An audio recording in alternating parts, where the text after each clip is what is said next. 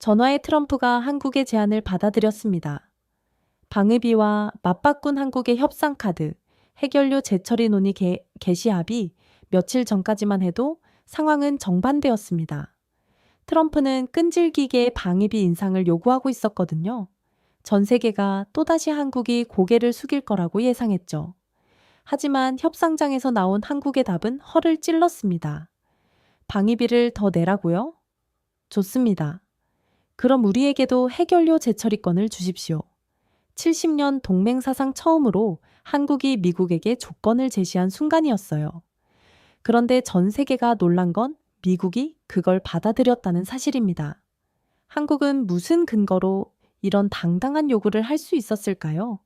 도대체 무엇이 트럼프 맞아 고개를 끄덕이게 만든 걸까요? 이야기 시작하기 전에 좋아요와 구독 버튼 가볍게 한번 눌러주시면 저 감동 의학이 서은비에게 정말 따뜻한 격려가 됩니다. 지금 어디에서 이 영상을 시청하고 계신지 아래 댓글에 나눠주세요. 트럼프가 그걸 들어줬다고 70년 동맹사가 하루 아침에 뒤바뀐 날이었습니다. 한국과 미국 해결료 재처리 논의 개시합이 20년간 이 바닥에서 일해온 제가 보기에도 이건 말이 안 되는 소식이었습니다. 방위비를 더 내라고 압박하던 미국이 갑자기 한국의 해결료 재처리를 논의하자고 했다는 겁니다. 아니, 더 정확하게는 합의를 했다고 했습니다. 저는 워싱턴에서 20년간 동맹 전략을 분석해온 전문가입니다. 부시 정부부터 오바마 트럼프 일기를 거쳐 지금까지 한미일 삼각동맹 중국 현재 북핵 대응을 다뤄왔죠. 그런 제가 보기에도 이번 한미 정상회담에서 일어난 일은 정말 믿기 힘든 사건이었습니다.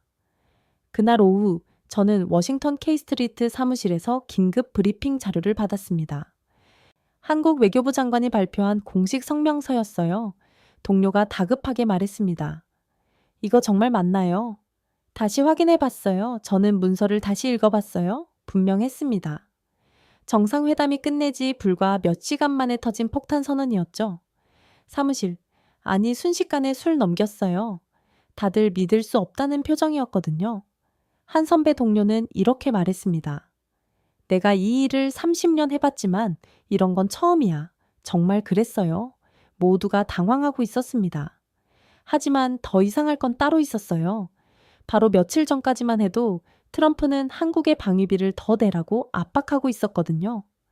그 압박이 얼마나 심했는지 아시나요? 한국은 이미 연간 12억 달러의 방위비 분담금을 내고 있습니다. GDP 대비 국방비 지출은 2.8%죠. 나토가 목표로 삼는 2%를 훨씬 뛰어넘는 수준이에요. 비교해보면 더 명확해집니다. 독일은 7억 달러만 냅니다. 일본은 20억 달러를 내긴 하지만 경제 규모가 한국의 3배 하대죠. 그런데 트럼프는 만족하지 않았어요. 7월 말 그의 트윗을 기억합니다. 한국은 부자 나라다. 왜 우리가 공짜로 지켜줘야 하나? 대폭 인상해야 한다. 현재보다 몇 배는 더 내라는 요구였습니다. 국무부 관계자들도 당황했어요. 한 고위 관리는 제게 이렇게 말했거든요. 이건 너무 과하다. 한국이 받아들일 리 없다. 정말 그랬습니다. 한국 국민들의 반발이 거뀨어요. 여론에서 다수가 방위비 인상 반대라고 답했죠. 이미 충분히 내고 있는데 또 내라고. 그럴 땐 자주 국방이 낫다. 이런 목소리가 높아지고 있었습니다. 저도 그렇게 생각했어요. 트럼프의 요구는 현실적이지 않았거든요. 그런데 8월 대망의 정상회담에서 예상치 못한 일이 벌어진 겁니다. 한국이 완전히 다른 카드를 꺼낸 거예요. 저는 그 협상 과정을 상상해 봤습니다. 트럼프가 말했을 겁니다. 방위비를 대폭 올려야 한다. 한국 대통령이 답했을 거예요. 대통령님, 우리는 이미 충분히 내고 있습니다. 하지만 정말 더 내길 원한다면 조건이 있습니다. 조건이라고 해결료 재처리권을 주십시오. 그 순간 협상장 분위기가 바뀌었을 겁니다. 미국이 예상한 건 알겠습니다. 더 내겠습니다. 였어요. 아니면 못 내겠습니다. 였고요. 그런데 한국은 그럼 우리에게 권리를 달라고 나온 겁니다. 돈 달라는 미국 대 권리 달라는 한국의 대결이었죠. 저는 트럼프의 당황한 표정이 그려졌어요. 평소 같았으면 화를 냈을 텐데 이번엔 달랐을 겁니다. 왜냐하면 한국의 요구가 합리적이었거든요. 한국은 현재 스모멜 6기의 원자로를 운영하고 있어요. 전력의 30%를 원전에서 뽑아내고 있죠. 그런데 사용 후 해결료 저장 공간이 2030년대 초반이면 완전히 찹니다. 고리원전, 월성원전, 울진원전, 모든 저장구가 포화 상태에 이른다는 겁니다. 그래서 한국은 계속 재처리 허용을 요청해 왔어요. 하지만 미국은 항상 거부했죠. 표면적으로는 핵 확산 방지 때문이라고 했지만 진짜 이유는 다른 데 있었습니다. 한국의 기술 독립을 막으려는 거였어요. 그런데 이번엔 반기비 협상과 연결시킨 겁니다.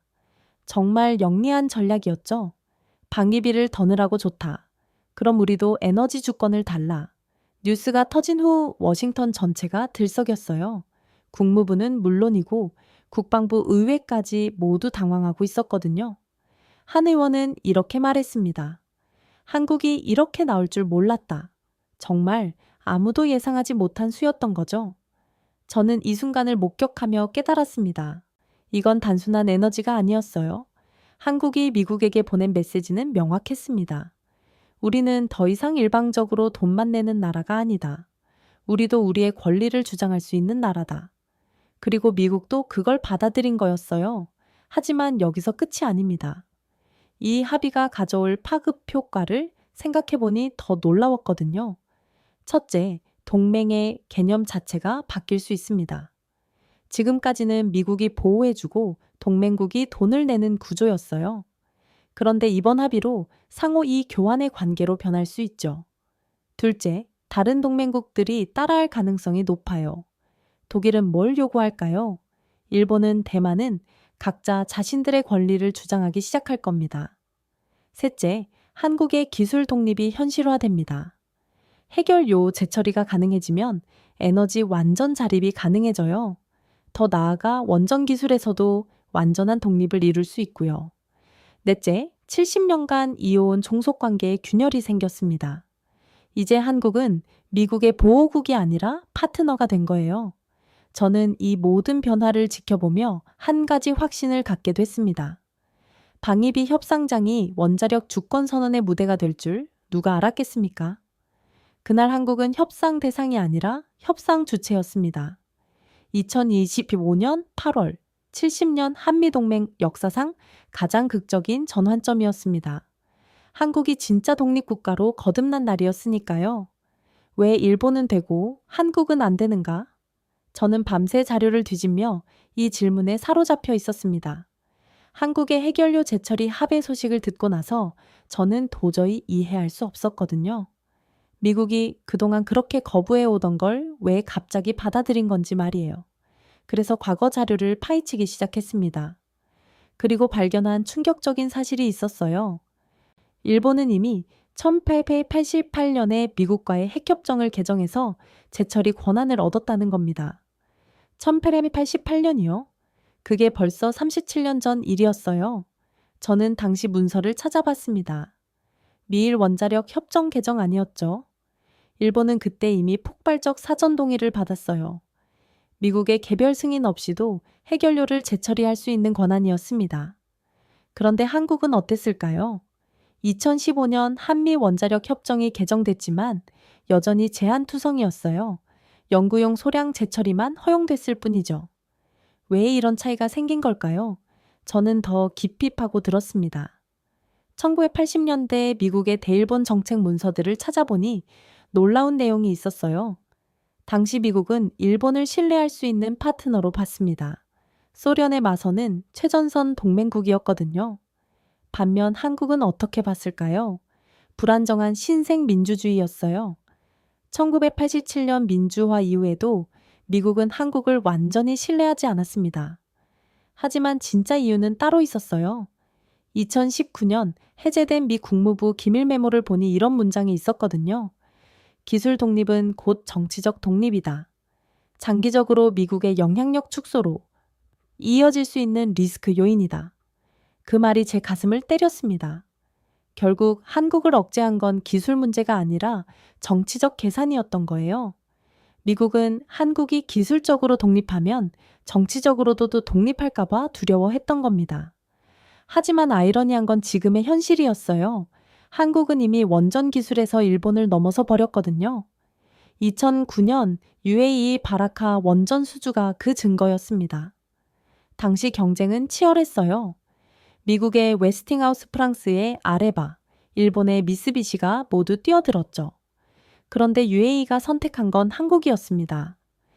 저는 당시 UAE 관계자의 말을 기억해요. 한국의 기술이 가장 안정적이고 경제적이었다. 그 프로젝트는 대성공이었어요.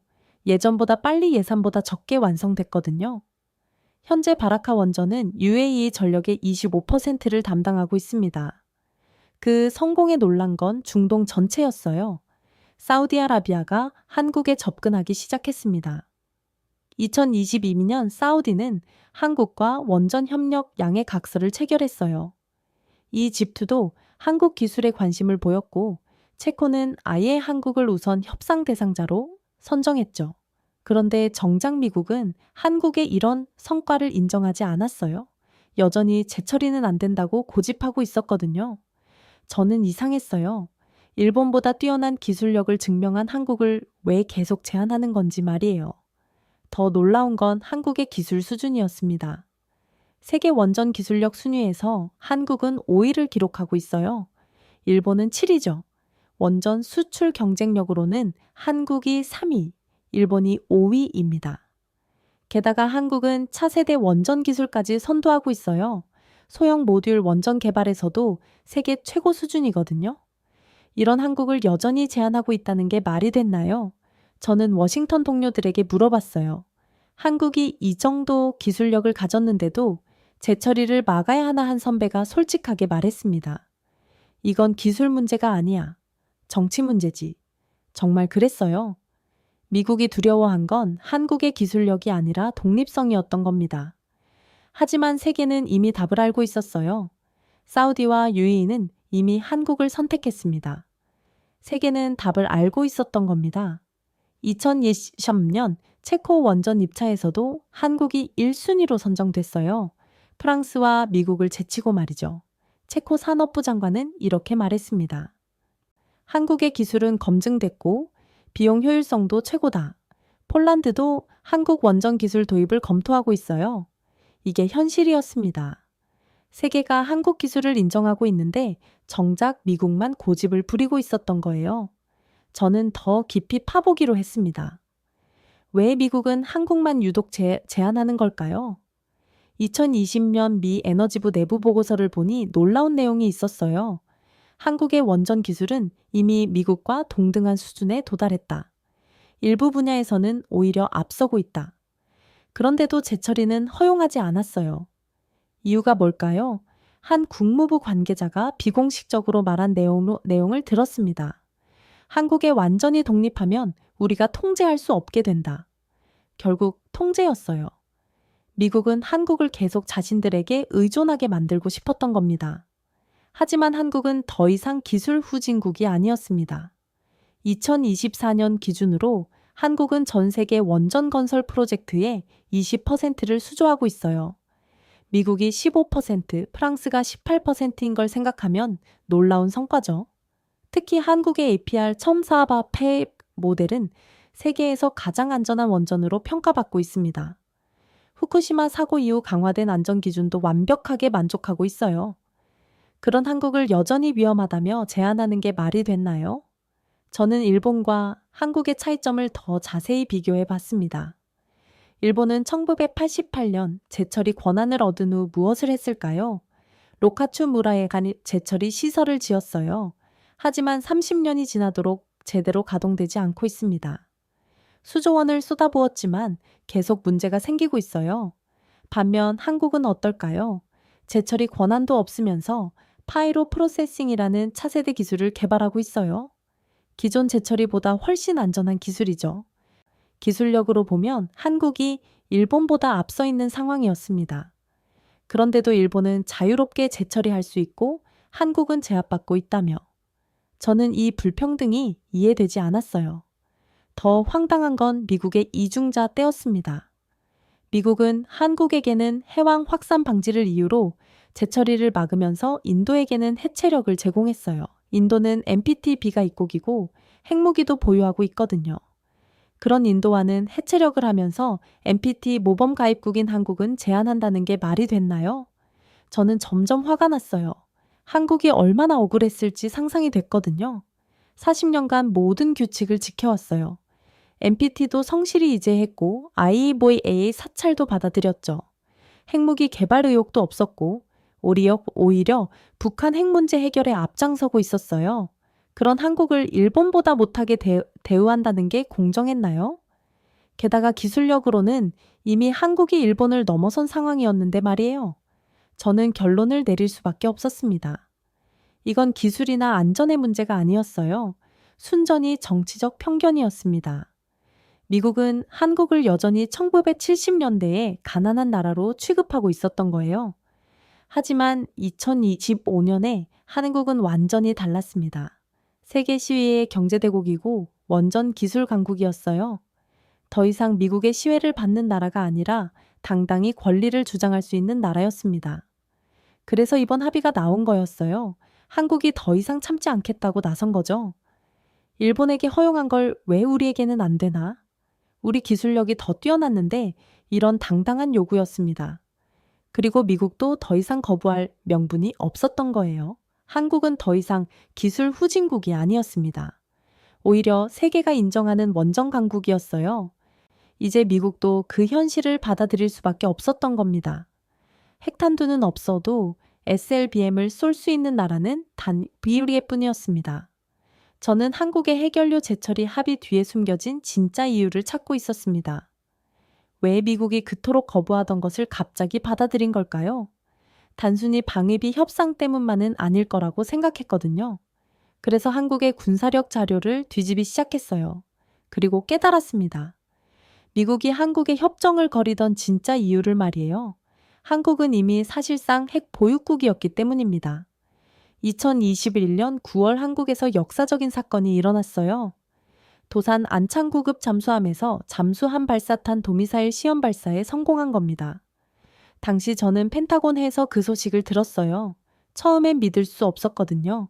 한국이 정말 SLBM을 썼다고 동료가 확인해 줬습니다. 맞습니다. 성공적으로 발사하고 목표물까지 명중시켰어요. 그 순간 저는 소름이 돋아서요.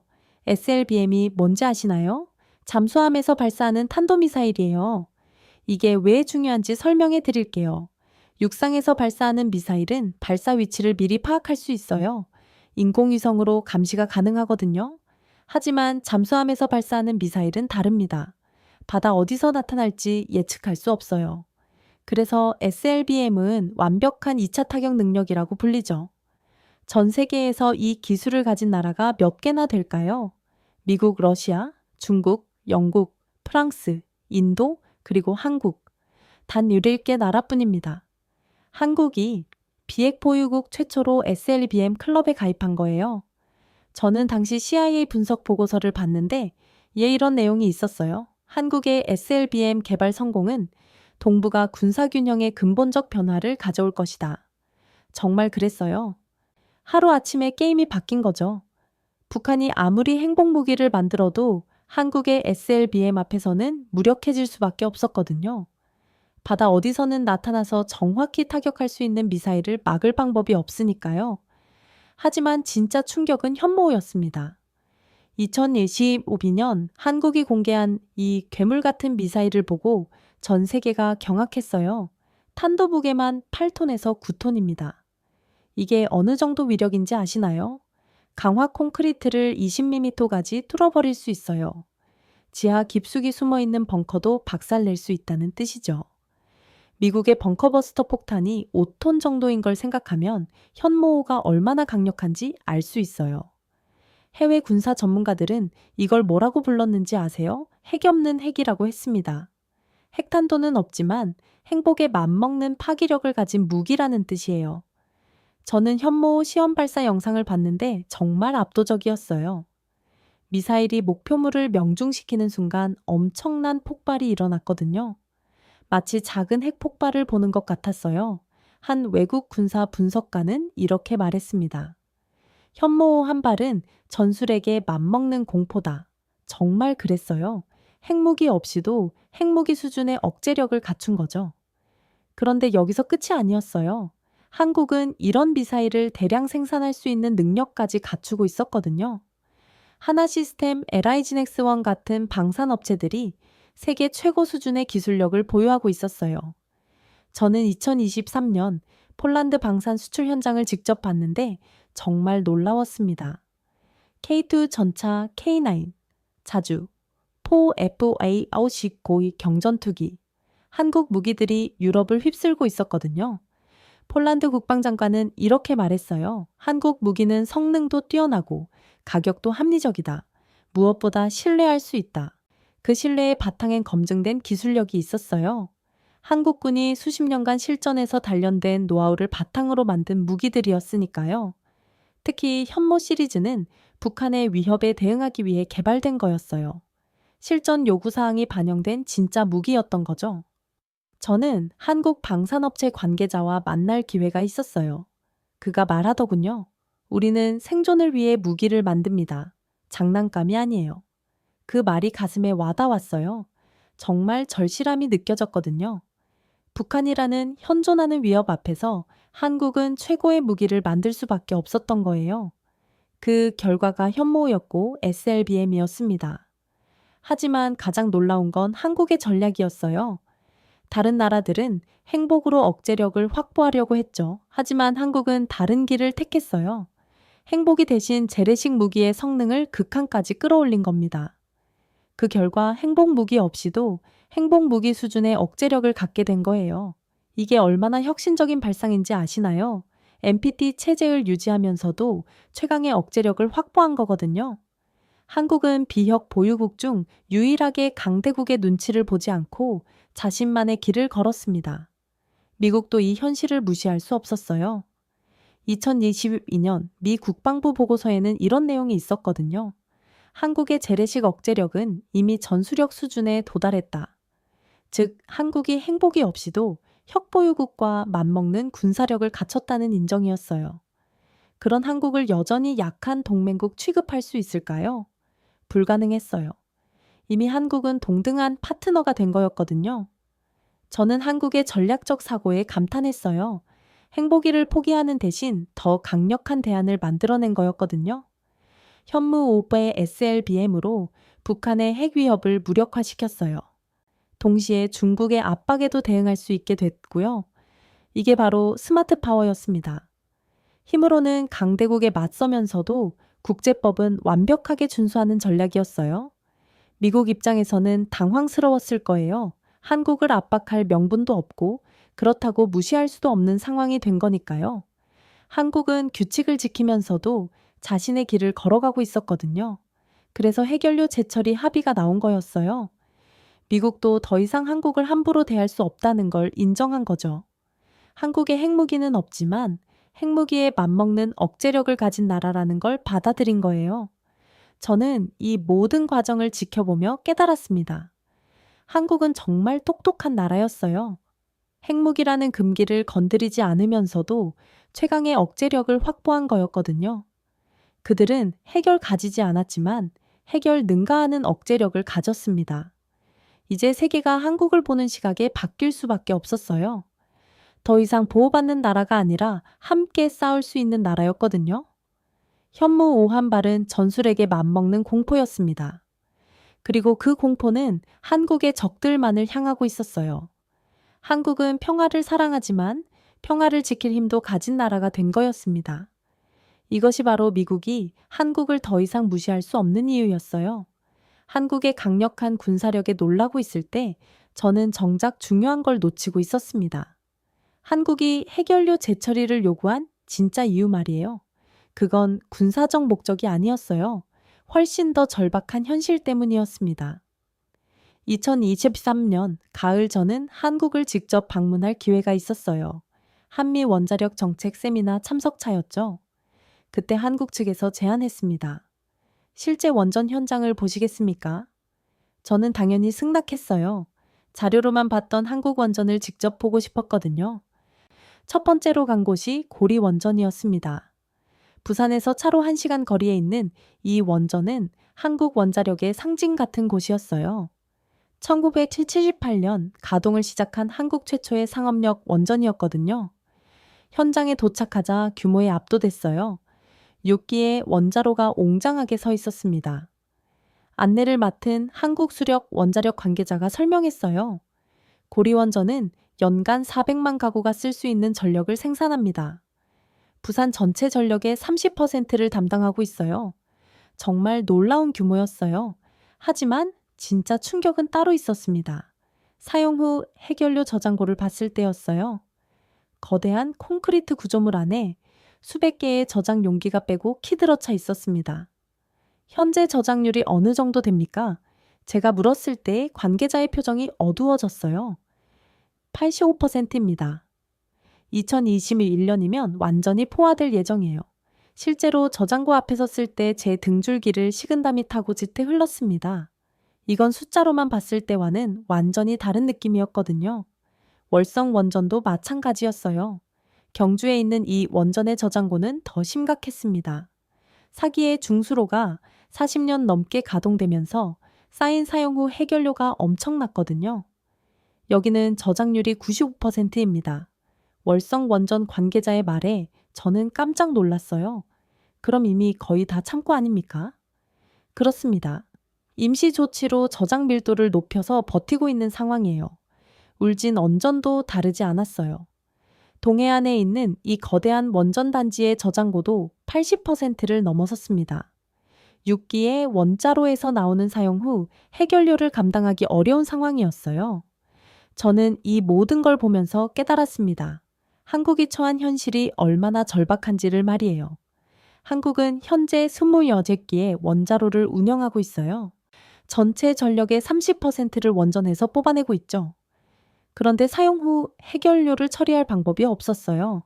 재처리도 금지되어 있고 연구 저장 시설도 없었거든요. 결국 각 원전의 임시 저장고에 계속 쌓아둘 수밖에 없는 상황이었습니다. 하지만 그 임시 저장고들이 이제 한계에 다 다른 거예요. 원자력 안전위원회 자료를 보니 더 충격적이었어요. 2024년 기준으로 전국 원전 저장고의 평균 저장률이 78%였습니다. 이 속도로 가면 2030년대 초반에는 모든 저장고가 포화 상태에 이르죠. 그럼 어떻게 될까요? 원전을 멈춰야 해요? 사용 후 해결료를 보관할 곳이 없으니까 말이에요. 한국의 에너지 정책 전체가 마비될 수 있는 상황이었습니다. 저는 한국원자력연구원을 방문했을 때 이 문제의 심각성을 더 깊이 이해할 수 있었어요. 연구원의 한 박사가 솔직하게 말했습니다. 우리에게는 선택지가 없습니다. 이건 핵이 아니라 안전의 문제입니다. 그 말이 제 가슴을 때렸어요. 정말 그랬거든요. 한국 연구진들은 핵무기나 군사적 목적을 염두에 두지 않았어요. 순전히 기존 원전을 안전하게 운영하기 위한 방법을 찾고 있을 뿐이었습니다. 다른 연구원도 비슷한 말을 했어요. 사용 후 해결료를 그냥 쌓아두는 건 임시 방편일 뿐입니다. 근본적인 해결책이 필요해요. 저는 그들의 절박함을 느낄 수 있었어요. 이건 이론적인 문제가 아니었거든요. 당장 몇 년 후면 닥칠 현실적인 위기였어요. 한국의 사용 후 해결료 누적량을 보면 더 심각함을 알 수 있어요. 2024년 기준으로 약 2만 톤이 쌓여 있습니다. 매년 750톤씩 더 늘어나고 있고요.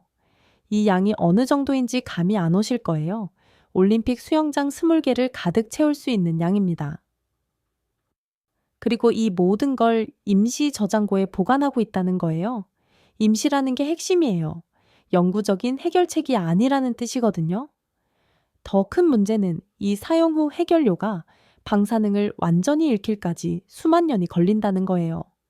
그동안 안전하게 관리해야 하는데 임시 저장고로는 한계가 있죠. 저는 저장고 내부를 둘러보면서 소름이 돋았어요. 거대한 수조 안에 사용 후 해결료 봉들이 가지런히 정렬되어 있었거든요. 뜨거운 열을 식히기 위해 계속 물을 순환시키고 있었어요. 만약 이 냉각 시스템에 문제가 생기면 어떻게 됩니까? 제가 물었을 때 기술자가 심각한 표정으로 답했어요. 그래서 24시간 감시하고 있습니다. 절대 문제가 생기면 안 되거든요. 후쿠시마 사고도 바로 이 때문에 일어났다는 걸 생각하니 더 무서웠어요. 지진으로 전력이 끊어지면서 냉각 시스템이 마비됐고 그 결과 대참사가 벌어졌거든요. 한국도 예외가 아니에요. 언제든 비슷한 일이 일어날 수 있다는 거죠. 특히 한국은 지진 안전지대라고 여겨졌지만 최근 들어 지진이 늘어나고 있어요. 2017년 포항 지진은 5.3 규모였는데 완전 운영에 적지 않은 영향을 줬거든요. 그래서 한국 연구진들이 더 안전한 방법을 찾고 있었던 거예요. 사용 후 해결료를 재처리해서 부피를 줄이고 독성도 낮추는 방법을 말이에요. 한 연구원이 설명했습니다. 재처리를 하면 사용 후 해결료의 부피를 7분의 1로 줄일 수 있어요. 방사능도 300년이면 자연 상태로 돌아갑니다.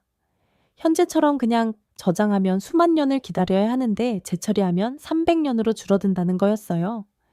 게다가 재처리 과정에서 재사용할 수 있는 우라늄도 추출할 수 있고요. 그럼 해결료 수입도 줄일 수 있겠네요. 맞습니다. 에너지 자립도 높아지고 환경에도 훨씬 좋아요. 저는 이 말을 들으며 깨달았어요. 이건 정치가 아니라 생존의 문제였습니다. 한국이 재처리를 요구하는 건 행복이를 만들려는 게 아니었어요. 기존 원전을 안전하게 운영하고 미래 세대에게 깨끗한 환경을 물려주기 위한 거였습니다. 그 순간 저는 그들의 진심을 의심할 수 없었습니다. 연구진들의 눈에서 진정성을 봤거든요. 이들은 정말로 안전과 환경을 걱정하고 있었어요. 한국이 이렇게 절박한 상황에 놓여 있다는 걸 미국이 알고 있었을까요? 아마 알고 있었을 거예요. 하지만 무시했던 거죠. 그냥 참고 살아라. 우리가 하라는 대로만 해라. 이런 식이었어요. 하지만 한국은 더 이상 참을 수 없었던 거예요. 2030년대가 되면 정말로 원전을 멈춰야 할 상황이 올 수도 있었거든요. 그럼 한국 경제 전체가 큰 타격을 받을 수밖에 없어요. 전력 공급이 불안정해지면 제조업이 흔들릴 테고 그럼 일자리도 사라지겠죠. 이건 단순히 에너지 문제가 아니라 국가 존망의 문제였어요. 그래서 한국이 목소리를 높인 거였습니다. 우리도 살아야 한다. 우리 국민의 안전이 우선이다. 정말 당연한 요구였어요. 저는 한국을 떠나면서 생각했어요. 만약 미국이 같은 상황에 놓였다면 어떻게 했을까? 당연히 모든 수단을 동원해서 해결책을 찾았을 거예요. 한국도 마찬가지였어요. 자국민의 안전을 지키려는 당연한 노력이었습니다. 이제야 이해가 됐어요. 왜 한국이 그렇게 간절하게 재처리를 요구했는지 말이에요. 한국의 절박한 현실을 목격한 후 저는 워싱턴으로 돌아왔습니다. 그런데 돌아와서 본 현실은 더욱 충격적이었어요. 미국과 일본은 한국의 절박함을 완전히 외면하고 있었거든요. 2023년 말 한국이 해결료 재처리 논의를 공식 제기했을 때의 일입니다. 저는 국무부 동아시아 태평양 담당국에서 열린 긴급 회의에 참석했었어요. 회의실 분위기는 싸늘했습니다. 한 고위 관리가 단호하게 말했어요. 한국의 재처리 요구는 절대 받아들일 수 없다. 다른 참석자가 물었습니다. 그럼 한국의 저장고 포화 문제는 어떻게 해결하라는 겁니까? 그건 한국이 알아서 해야 할 문제다. 우리는 재처리만큼은 허용할 수 없다. 저는 그 순간 깨달았어요. 미국은 한국의 현실적 어려움에는 전혀 관심이 없었던 거예요. 오직 한국을 통제하는 것만 중요했던 거죠. 회의가 끝난 후 한 선배 동료가 솔직하게 말했습니다. 한국은 통제 불가능한 파트너가 되고 있어. 핵은 절대 허용해서는 안 된다. 핵이라고 했지만 정작 한국이 요구한 건 평화적 재처리였어요. 핵무기화는 전혀 관련 없는 기술이었죠. 하지만 미국은 그 차이를 인정하지 않았습니다. 더 놀라운 건 일본의 움직임이었어요. 2024년 초 일본은 내 외교 네트워크를 총동원해서 한국을 견제하기 시작했습니다. 도쿄의 한 외교 소식통에서 들은 얘기예요. 일본 외무성이 미국 의회와 싱크탱크의 로비를 벌이고 있다는 거였어요. 그들의 논리는 간단했습니다. 한국의 재처리 허용은 한반도 불균형을 초래한다. 정말 어이없는 주장이었어요. 일본은 이미 1988년부터 재처리를 하고 있으면서 한국만 맡겠다는 거였거든요. 일본의 한 전직 외무 관료는 워싱턴의 한 세미나에서 이렇게 말했어요. 한국이 제철이 능력을 갖게 되면 동북아 전체의 균형이 깨진다. 무슨 균형이요? 일본만 독점하고 있는 상황을 균형이라고 부르는 건가요? 더 황당한 건 그들의 속내였어요. 일본은 한국이 원전 시장에서 자신들을 앞서는 것을 견딜 수 없어였던 거예요. 2009년 우에이 원전 수주에서 한국에게 참패한 이후 일본의 위기감은 극에 달해 있었거든요. 당시 일본 미쓰비시는 확실한 승리를 예상하고 있었어요. 하지만 결과는 한국의 완승이었죠. 그 충격이 얼마나 컸는지 일본 경제산업성은 원전 수출 전략을 전면 재검토해야 했어요. 그 후로 일본은 한국의 원전 기술 발전을 예의주시하기 시작했습니다. 한국이 사우디, 체코, 폴란드에서 잇따라 성과를 내자 일본의 견제는 더욱 노골적이 됐어요. 2025년 일본 원자력 산업 협회 보고서를 보면 이런 내용이 있었어요. 한국의 원전 기술 독립은 일본의 에너지 안보에 위협이 된다. 에너지 안보라고 했지만 실제로는 경제적 이익을 걱정하는 거였죠. 한국이 재처리까지 가능해지면 원전 분야에서 일본을 완전히 추월할 수 있었거든요. 일본은 그걸 막으려고 필사적이었어요. 워싱턴의 여러 싱크탱크에 일본계 자금이 흘러 들어갔다는 소문도 있었어요. 한국의 재처리를 반대하는 보고서들이 연달아 나왔거든요. 중국의 움직임도 노골적이었습니다. 2024년 베이징에서 열린 한국제회의에서 중국 관료가 이렇게 말했어요. 한국의 원전 확대와 방산 수출은 지역 안정에 도움이 되지 않는다. 중국은 한국의 기술 발전을 두 가지 측면에서 견제했어요. 하나는 원전 기술이었고 다른 하나는 방산 기술이었습니다. 특히 중국이 민감하게 반응한 건 한국의 중동 진출이었어요. UAE, 사우디아라비아에서 한국의 영향력이 커지는 걸 견딜 수 없어 했거든요. 중국은 1대1로 사업을 통해 중동을 자신의 영향권으로 만들려고 했는데 한국이 원전과 방산으로 그 계획을 방해하고 있다고 봤던 거예요. 2024년 중국 국제문제연구원 보고서에는 이런 표현까지 있었어요. 한국의 기술 독립주의는 중국의 평화 발전에 장애가 된다. 평화 발전이라고 했지만 실제로는 중국의 패권 확장을 방해한다는 뜻이었죠. 저는 이 모든 걸 지켜보며 깨달았습니다. 핵은 안 된다. 원전도 허용해서는 안 된다. 그것이 동맹의 속내였습니다. 한국을 진짜 파트너로 보는 게 아니라 계속 통제하려는 거였어요. 더 충격적인 건 미국 내부의 움직임이었습니다. 2025년 여름 국방부와 국무부 사이에 한국 정책을 두고 갈등이 있었어요. 국방부는 한국의 군사적 가치를 인정하는 쪽이었지만 국무부는 여전히 통제 논리를 고집했거든요. 한 국무부 관계자는 이렇게 말했어요. 한국이 너무 독립적이 되고 있다. 이건 장기적으로 우리에게 위험하다. 무슨 위험이요? 동맹국이 강해지는 게 위험하다는 말인가요? 하지만 그들의 진짜 속내는 따로 있었어요. 한국이 기술적으로 완전히 독립하면 미국에 대한 의존도가 줄어들되고 그럼 미국의 영향력도 약해질 수밖에 없다는 계산이었습니다. 그들의 진짜 두려움은 한국의 기술 독립이었습니다. 2024년 가을 브루킹스 연구소에서 열린 한 세미나에서 이런 발언이 나왔어요.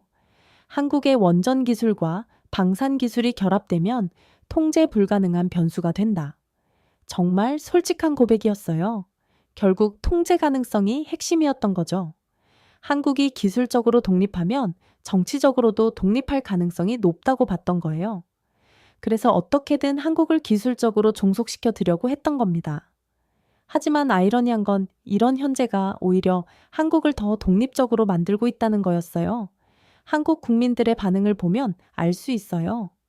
왜 동맹국끼리 이런 식으로 하나? 일본은 되고 우리는 안 된다는 게 말이 되나? 그럴 땐 우리끼리 하자. 이런 여론이 점점 높아지고 있었거든요. 특히 젊은 세대일수록 이런 불평등에 대한 반감이 컸어요. 한국의 한 여론조사를 보니 서머 20대와 30대의 70% 이상이 자주 기술 개발을 지지한다고 나왔어요. 미국이 막으면 막을수록 한국의 독립 의지만 강해지는 역설적 상황이었던 거죠. 동맹에 가면 뒤에서 패권의 그림자가 보였습니다. 미국, 일본, 중국 모두 한국이 기술적으로 독립하는 걸 원하지 않았어요. 각자의 이유는 달랐지만 결론은 같았습니다. 한국을 계속 통제 가능한 상태로 묶어두겠다는 거였어요. 하지만 그들이 놓친 게 있었어요. 한국은 이미 그런 통제를 벗어날 만한 실력을 갖추고 있었다는 거였습니다. UAE 원전, 사우디 협력, 폴란드, 방산, 수출. 이 모든 성과가 한국의 기술력을 증명하고 있었어요.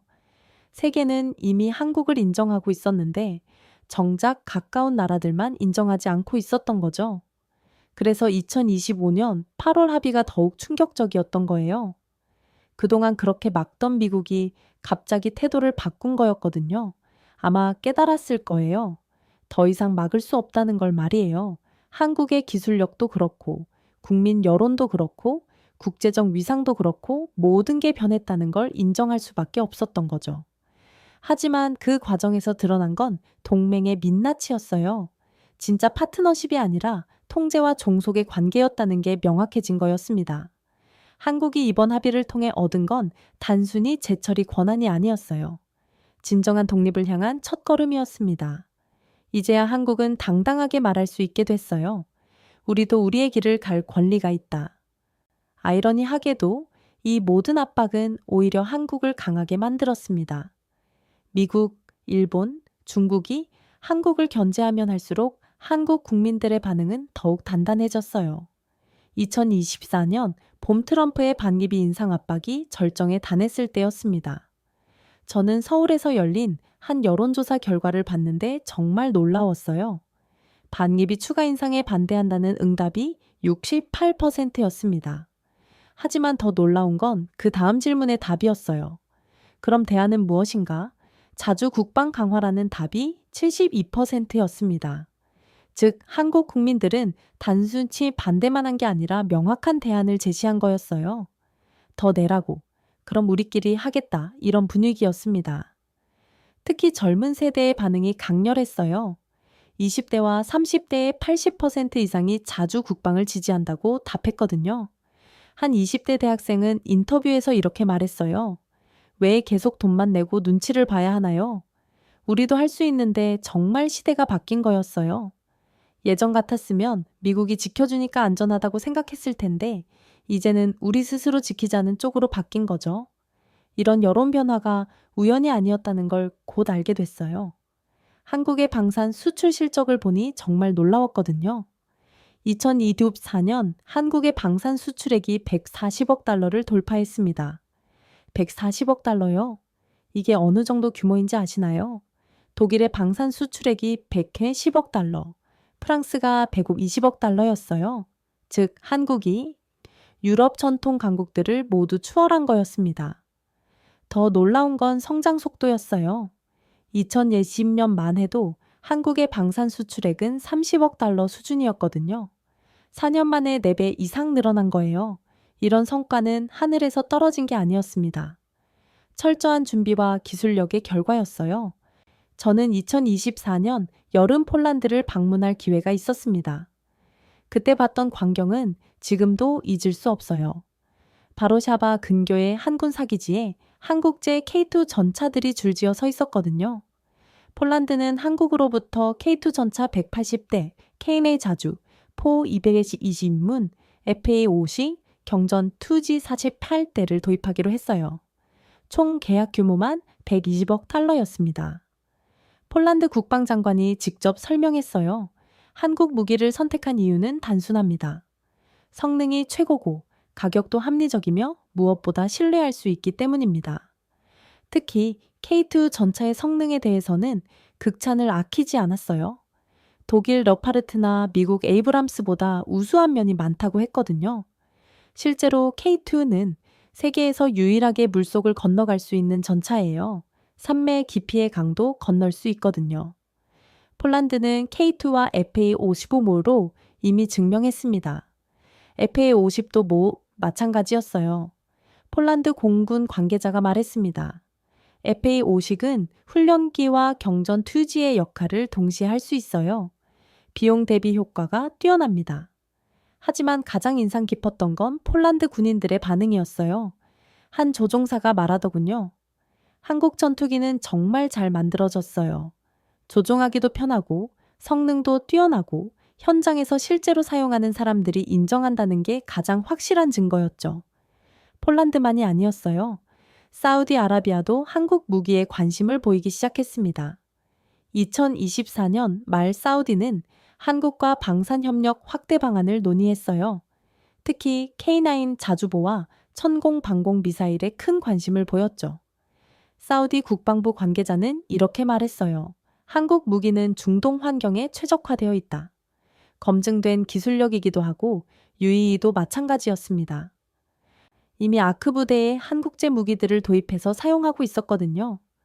그 성과가 입소문을 타면서 다른 중동 국가들도 관심을 갖기 시작한 거예요. 이런 성공 뒤에는 한국만의 특별한 강점이 있었어요. 실전 경험이었습니다. 북한과 대치하고 있는 상황에서 개발된 무기들이었거든요. 평화로운 환경에서 만든 무기와는 차원이 달랐어요. 한 방산업체 관계자가 설명했습니다. 우리는 생존을 위해 무기를 만듭니다. 그래서 성능에 타협이 없어요. 정말 그랬어요? 한국 무기들은 모두 실전을 염두에 두고 만들어진 것들이었습니다. 그 결과 세계 시장에서도 인정받을 수 있었던 거죠. 하지만 가장 놀라운 건 국제평가였어요. 글로벌 파이어파워에서 발표한 2024년 군사력 순위에서 한국이 5위를 기록했습니다. 미국, 러시아, 중국, 인도에 이어 5위였어요. 일본은 7위, 독일은 15위였습니다. 이게 얼마나 놀라운 순위인지 아시나요? 경제 규모로는 10위권인 한국이 군사력으로는 5위를 기록한 거거든요. 특히 방산기술력 부문에서는 더욱 높은 평가를 받았어요. 한국의 미사일 기술은 세계 3위, 전차 기술은 4위, 항공기 기술은 6위로 평가됐습니다. 이런 평가가 나온 배경에는 지속적인 연구개발 투자가 있었어요. 한국은 GDP 5.58%를 국방비로 쓰고 있는데 그중 상당 부분을 연구개발에 투자하고 있거든요. 그 결과 세계 최고 수준의 무기를 개발할 수 있었던 거예요. 더 놀라운 건 나토의 반응이었습니다. 2024년 나토 정상회의에서 한국 무기에 대한 언급이 나왔어요. 나토 사무총장이 이렇게 말했거든요. 한국의 방산기술은 나토 표준을 충족하고 있다. 이것이 우리가 원하던 핵없는 억제력이다. 나토가 한국 무기를 공식 인정한 거였어요. 특히 핵없는 억제력이라는 표현이 인상적이었습니다. 한국이 행보기 없이도 강력한 억제력을 갖췄다는 인정이었거든요. 실제로 폴란드 같은 나토 회원국들이 앞다퉈 한국 무기를 도입하고 있었어요. 이게 바로 한국 방산의 경쟁력이었습니다. 하지만 80억 달러라는 숫자 뒤에는 더 큰 의미가 있었어요. 이건 단순한 수치가 아니라 준비된 실체였습니다. 한국이 정말로 자주 국방을 할 수 있다는 증거였거든요. 미국 싱크탱크들도 이 변화를 주목하기 시작했어요. 2024년 말 전략국제문제연구소에서 발표한 보고서에는 이런 내용이 있었습니다. 한국이 진짜 독자적 방위 노선을 걸을 수 있다는 우려가 현실화되고 있다. 우려라고 표현했지만 실제로는 인정하는 거였어요. 한국이 더 이상 미국에만 의존하지 않아도 된다는 걸 받아들인 거죠. 한국 국민들도 이런 변화를 체감하고 있었어요. 방산 수출 성과가 알려지면서 자신감이 높아졌거든요. 우리도 할 수 있구나. 굳이 눈치 볼 필요 없겠네. 이런 분위기가 확산됐어요. 그래서 트럼프가 방위비 인상을 압박했을 때도 당당하게 맞설 수 있었던 거예요. 더 내라고. 우리도 우리 길이 있다. 이런 자신감이 바탕이 된 거였습니다. 그들의 성장은 단순한 무기 수출이 아니었습니다. 자주 국방의 입증이었어요. 한국이 정말로 스스로를 지킬 수 있다는 걸 세계에 보여준 거였거든요. 이제 한국은 누구에게도 눈치 보지 않고 자신의 길을 걸을 수 있게 됐습니다. 반기비 협상에서도 당당하게 조건을 제시할 수 있었던 배경이었어요. 돈을 더 넣어내고 그럼 우리에게도 권리를 달라. 이런 당당함이 어디서 나온 건지 이제 이해가 됐습니다. 준비된 실력이 있었기 때문이었어요.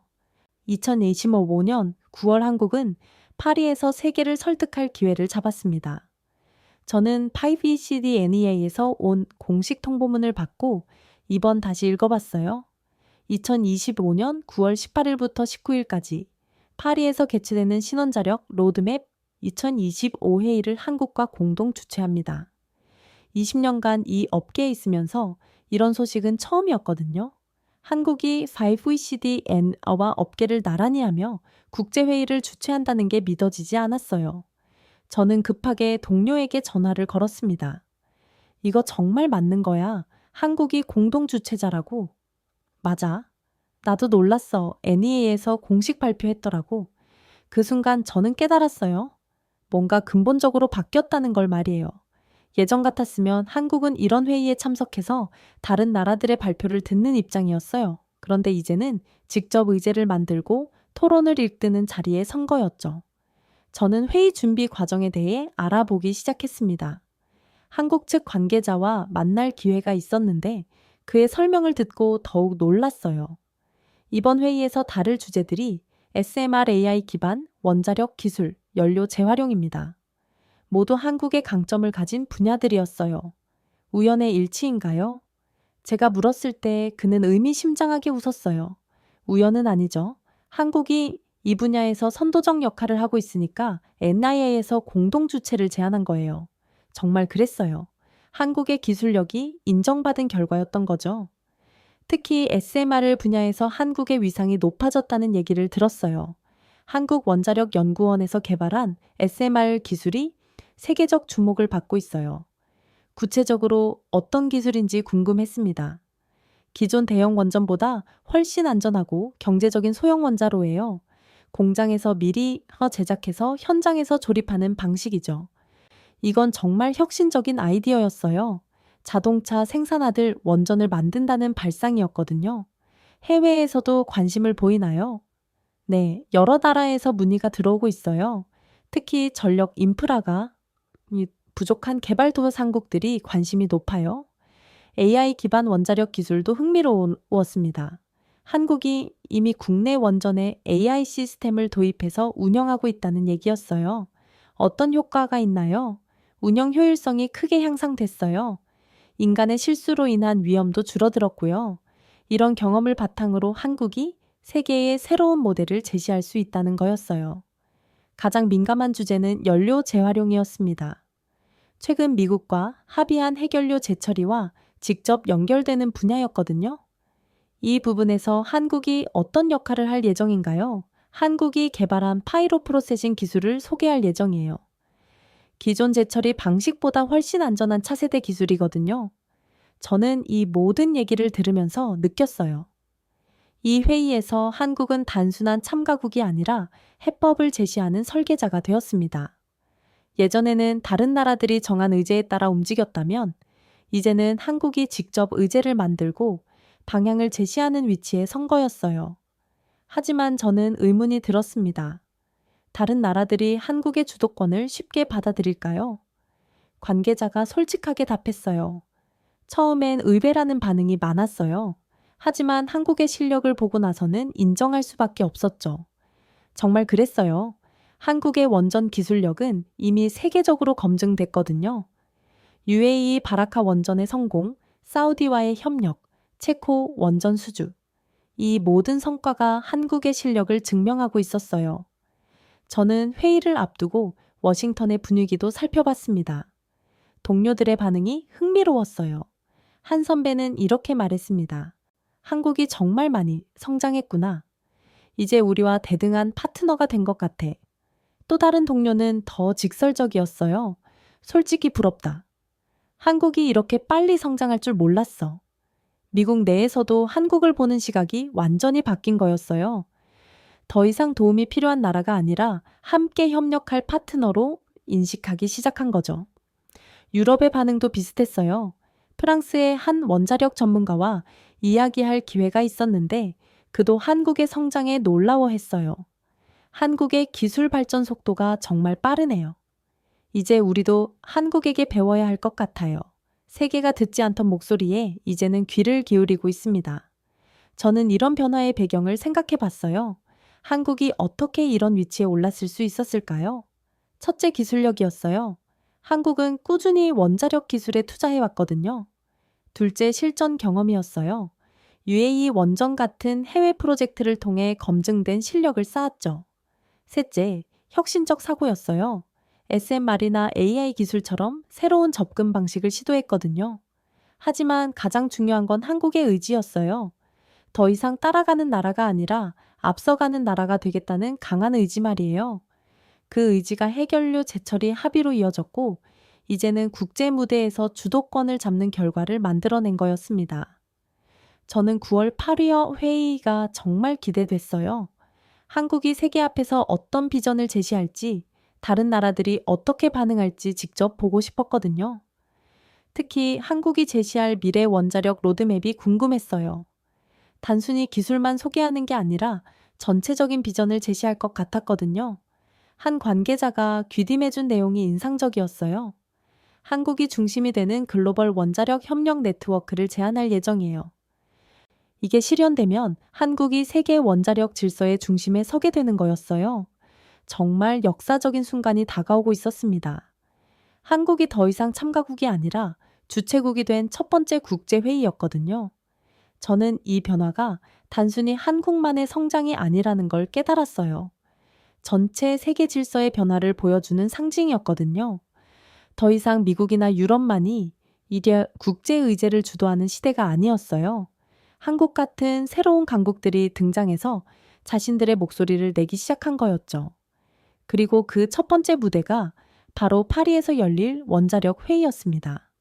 한국은 이제 기술과 외교 양쪽에서 목소리를 내는 국가로 인정받고 있었어요. 9월 18일 파리에서 한국이 세계에 무엇을 말할지 정말 기대됐습니다. 저는 한 가지 결론에 도달했어요. 한국은 보호받는 나라가 아니라 책임지는 나라가 되었다는 것이었습니다. 이 결론에 이르기까지 정말 많은 일들이 있었어요. 8월 해결료 재처리 합의에서 시작된 충격이 아직도 생생했거든요. 그 순간부터 저는 한국을 완전히 다른 시각으로 보기 시작했습니다. 저는 워싱턴 사무실에서 지난 몇 주를 되돌아보고 있었어요. 책상 위에는 한국 관련 자료들이 쌓여 있었습니다. 방산 수출 140억 달러 달성 보고서, 글로벌 파이어파워 군사력 5위 평가서, 5CDNA 공동주최국문. 모든 자료가 같은 이야기를 하고 있었어요. 한국이 더 이상 예전의 한국이 아니라는 것을 말이에요. 저는 펜을 들고 마지막 문장을 적기 시작했습니다. 동맹은 이제 대등하다. 이 한 문장을 쓰는데 한참이 걸렸어요.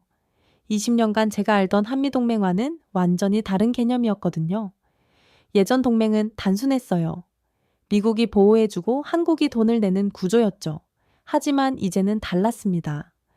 한국이 미국에게 조건을 제시하고 미국이 그걸 받아들이는 상황이 벌어진 거예요. 저는 동료와 이 변화에 대해 이야기를 나누었습니다. 한국이 정말 많이 변했지? 제가 말하자 그가 고개를 끄덕였어요. 맞아. 이제 우리가 한국을 함부로 대할 수 없게 됐어. 정말 그랬어요. 한국은 더 이상 우리가 지켜주는 나라가 아니었거든요. 스스로를 지킬 수 있고 나아가 다른 나라들과도 협력할 수 있는 독립적인 파트너가 된 거였어요. 저는 이런 변화의 상징으로 한국의 중동 진출을 떠올렸습니다. UAE, 사우디아라비아에서 한국이 보여준 모습은 정말 인상적이었어요. 원전과 방산 기술로 중동 전체의 판도를 받고 있었거든요. 이건 단순한 수출이 아니었어요. 전략적 파트너십이었습니다. 한국이 중동 국가들과 맺는 관계는 미국과도 독립적이었어요. 미국의 허락을 받거나 눈치를 보지 않고 한국이 직접 나서서 관계를 구축하고 있었죠. 이게 바로 책임지는 나라의 모습이었습니다. 저는 유럽에서의 한국 위상도 생각해 봤어요. 폴란드, 체코에서 한국이 보여준 존재감은 정말 놀라웠거든요. 나토 회원국들이 한국 무기를 앞다퉈 도입하는 상황이었어요. 이것도 미국과 상관없이 한국이 독자적으로 이룬 성과였습니다. 유럽 국가들이 한국을 신뢰할 수 있는 파트너로 인정한 거였죠. 더 놀라운 건 아시아에서의 한국 역할이었어요. 중국의 위협이 커지는 상황에서 한국이 보여준 대응 방식은 정말 인상적이었습니다. 미국에만 의존하지 않고 스스로의 억제력을 구축한 거였어요. SLBM과 현모으로 대표되는 한국의 군사력은 이미 중국도 무시할 수 없는 수준에 도달했거든요. 이런 변화를 지켜보면서 저는 깨달았어요. 동맹이라는 서로를 의지하지 않고 함께 걷는 일이라는 것을 말이에요. 예전 동맹은 일방적 의존 관계였어요. 한국이 미국에 의존하는 구조였죠. 하지만 진짜 동맹은 서로가 독립적이면서도 함께 협력하는 관계여야 했어요. 그리고 한국이 바로 그런 파트너가 된 거였습니다. 저는 한국의 이런 변화가 어떻게 가능했는지 분석해 봤어요. 첫째, 기술 독립이었습니다. 원전 기술, 방산 기술에서 세계 최고 수준에 도달한 것이 모든 변화의 출발점이었어요. 둘째, 경제력이었습니다. 세계 10위 경제대국의 위상이 뒷받침됐기 때문에 가능한 일이었죠. 셋째, 국민의지였습니다. 자주 국방을 지지하는 국민들의 강한 의지가 정부 정책의 동력이 됐어요. 하지만 가장 중요한 건 한국의 전략적 사고였습니다. 핵무기라는 금기를 건드리지 않으면서도 최강의 억제력을 확보한 건, 동맹 관계를 유지하면서도 독립성을 추구한 건 이 모든 게 정말 영리한 전략이었어요. 저는 이런 한국의 모습을 보면서 존경심을 느꼈습니다. 한국은 더 이상 설명이 필요 없는 나라가 됐어요. 성과가 모든 걸 말해주고 있었거든요. UAE 원전, 폴란드 방산 수출, 사우디 협력, 체코 원전 수주. 이 모든 성과가 한국의 실력을 증명하고 있었어요. 더 이상 한국이 이런 것도 할 수 있나? 라고 의문을 제기할 필요가 없었습니다. 이미 다 해냈으니까요. 저는 워싱턴 동료들의 변화된 인식도 느낄 수 있었어요. 예전에는 한국을 관리해야 할 동맹국 정도로 봤다면 이제는 협력해야 할 파트너로 보기 시작했거든요. 한 선배가 이렇게 말한 적이 있어요. 한국이 이렇게 성장할 줄 알았다면 처음부터 다르게 되었을 텐데 정말 솔직한 고백이었어요. 미국도 한국의 성장을 제대로 예측하지 못했다는 뜻이었거든요. 하지만 이제는 한국의 위상을 인정할 수밖에 없었어요. 핵연료 재처리 합의가 그 증거였죠. 그 순간 저는 동맹을 새롭게 정의해야 한다는 걸 깨달았습니다. 더 이상 보호하는 나라와 보호받는 나라의 관계가 아니었어요. 함께 책임지는 나라들의 관계였습니다. 한국이 중동에서 보여준 모습, 유럽에서 보여준 모습, 아시아에서 보여준 모습 모두 책임지는 나라의 모습이었어요. 더 이상 미국 뒤에 숨어서 보호받기만 하는 나라가 아니었습니다. 앞장서서 문제를 해결하고 다른 나라들과 협력하며 국제 질서에 귀여워하는 나라가 된 거였어요. 저는 이런 변화를 한마디로 정의했습니다. 한강의 기적이 경제에서 전략으로 확장된 거라고 말이에요. 1960년대부터 1990년대까지 한국이 이룬 경제 성장을 한강의 기적이라고 불렀죠. 그런데 이제는 안보와 외교 분야에서도 비슷한 기적을 이루고 있었어요. 짧은 시간에 군사 강국이 되고 방산 수출 대국이 되고 원전 기술 강국이 된 것. 이것도 하나의 기적이었습니다. 전략의 기적이라고 부를 만했어요. 저는 보고서 마지막 부분에 이렇게 적었습니다. 한국은 동맹국이 아니라 존경해야 할 나라다. 이 문장을 쓰면서 저는 정말 많은 생각이 들었어요. 20년 전 제가 처음 한국을 접했을 때는 상상도 못했던 변화였거든요. 그때는 한국을 도와줘야 할 나라 정도로 생각했어요. 하지만 이제는 배워야 할 나라가 됐습니다. 한국이 보여준 전략적 사고, 기술 혁신, 국제 협력 방식, 모든 게 미국에게도 참고가 될 만했거든요. 특히 한국이 행복무기 없이도 강력한 억제력을 확보한 방식은 정말 인상적이었어요. 국제법을 완벽하게 준수하면서도 자국의 안보를 확실하게 지킨 것. 이건 다른 나라들도 본받을 만한 모델이었습니다. 저는 창밖을 바라보며 생각했어요. 앞으로 한미 관계가 어떻게 발전할까? 분명한 건 예전과는 완전히 다른 관계가 될 거라는 점이었어요. 서로를 존중하고 대등하게 협력하는 진정한 파트너십이 될 거였습니다. 한국은 이제 미국의 정책에 일방적으로 따라가는 나라가 아니에요. 자신만의 목소리를 내고 때로는 미국과 다른 길을 갈 수도 있는 독립적인 나라가 됐습니다. 그리고 그것이 바로 건강한 동맹의 모습이라고 생각해요. 저는 보고서를 마무리하면서 마지막 문장을 적었습니다. 2025년 한국은 진정한 독립국가로 거듭났다. 이제 동맹은 새로운 이름으로 불려야 한다. 파트너십이라고 정말 감개무량한 순간이었어요. 한국의 놀라운 변화를 처음부터 끝까지 지켜본 증인이 된 기분이었거든요. 이제는 존경해야 할 나라 한국이었습니다. 70년 한미 동맹 역사상 가장 극적인 전환점이었습니다. 2025년 8월 당입이 협상장에서 시작된 작은 균열이 거대한 변화의 물결이 되었어요. 한국은 더 이상 일방적으로 보호받기만 하는 나라가 아니었습니다. 스스로를 지키고 세계와 당당하게 협력하는 독립적인 파트너가 된 거였죠. 트럼프가 그걸 들어줬다고. 이 한마디로 시작된 충격이 결국 동맹의 새로운 정의로 이어졌습니다. 협상 대상이 아닌 협상 주체, 보호받는 나라가 아닌 책임지는 나라, 한강의 기적이 경제에서 전략으로 확장된 역사적 순간이었어요. 이제 세계는 한국을 존경해야 할 나라로 인정하기 시작했습니다. 진정한 독립국가로 거듭난 한국의 놀라운 변화와 대등한 동맹의 새로운 시작에 관한 오늘의 사연을 함께 해주셔서 감사합니다.